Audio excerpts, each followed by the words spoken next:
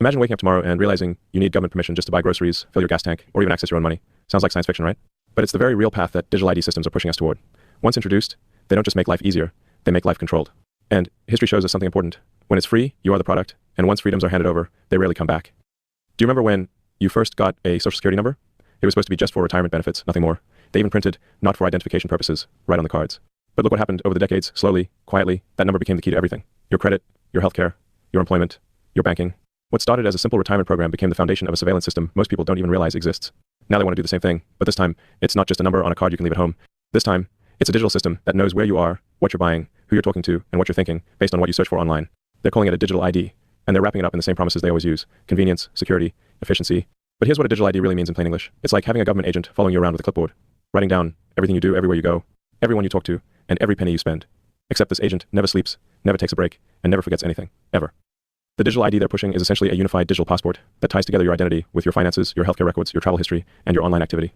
Every website you visit, every purchase you make, every doctor's appointment you attend, it all gets connected to one central profile that the government can access whenever they want, for whatever reason they decide is important. They're marketing this as the ultimate convenience. Think how easy it'll be. They say, no more fumbling with multiple cards or passwords, one simple digital identity for everything. But you know what? The most convenient thing for a prison guard is when all the inmates are locked in their cells. Convenient for whom, exactly? This isn't some far-off possibility we're talking about. Right now, across the Atlantic, our allies in Britain are rolling out something called the Brit Card, and watching what's happening there is like getting a preview of coming attractions. The British government started with all the same friendly language we're hearing here.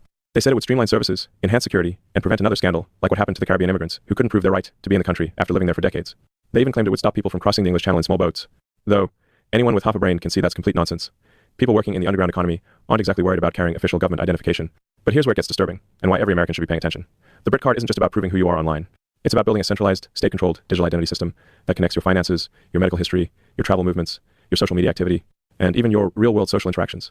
It's like a digital dog collar, and once it's clipped around your neck, you can't take it off. Now, the British government is calling it optional for now. Sound familiar? Remember when they said the same thing about vaccine passports? Oh, it's just temporary, they said. Just for public health, they promised. Nobody's forcing you to get one, they insisted. But within weeks, you couldn't get into a restaurant or fly on an airplane without showing your papers. I'm pretty sure the Brit Card will be following exactly the same playbook. Once these systems are in place, they become incredibly easy to expand, quietly, incrementally, until suddenly, you need your digital ID to apply for a job, then to rent an apartment, then to take public transportation, then to open a bank account. And before you know it, what was once optional becomes absolutely essential for anything you want to do in modern society. Brothers and sisters.